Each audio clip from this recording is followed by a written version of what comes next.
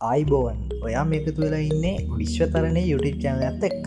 මෙම දිනවල සමාජ මාධ්‍ය කළඹවමින් යුවලා ලිංගිකව හැසිරෙන වීඩියෝවක් කුමාරවමින් පවතින අතර ඒ පිළිබඳව කොල්ලුපිටිය පොලිසිය විසින් පරීක්ෂණ ආරම්භ කර ඇත. මේ පිළිබඳව කොල්ලුපිටිය පොලිසිය ස්ථානාධිපතිතුමා පවසා ඇත්තේ එම මෝටර් රථය පසුගිය 31 වන දින එම ස්ථානයට පැමිණෙන ආකාරය CCTV කැමරාවල සටහන්ව තිබූ බවයි. තවද පොලිස් ස්ථානාධිපතිතුමා පවසා ඇත්තේ එම මෝටර් රථය තුළ පිරිමි පුද්ගලයන් 3 දෙනෙක් සහ එක් කාන්තාවක්ද සිට ඇති බවයි. මෙම පිරිමි පුද්ගලයන් තිදෙනාගෙන් දෙදෙනෙක් මුලින් මෝටර් රථයෙන් බැස ගොස් ඇති බවත් ඔවුන් මාරුවෙන් මාරුවට මෝටර් රථයට පැමිණෙන ආකාරයත් එම CCTV කැමරාවල සටහන්ව තිබූ බවත් ඒ මහතා ප්‍රකාශ කර ඇත. තවද මෝටර් රථ ලියාපදිංචි කිරීමේ දෙපාර්තමේන්තුවෙන් ලබාගත් තොරතුරු අනුව එම මෝටර් රථය පසුගිය මැතිවරණයට කොළඹ දිස්ත්‍රික්කයෙන් තරඟ කළ විකල්ප පක්ෂයක අපේක්ෂකයෙක් මෙන්ම විකල්ප මාධ්‍යවේදියෙක් හට අයත් මෝටර් රථයක් බවට හඳුනාගෙන ඇති බවටයි සඳහන් වෙන්නේ. එම පුද්ගලයාගෙන් ප්‍රශ්න කිරීමෙන් පසුව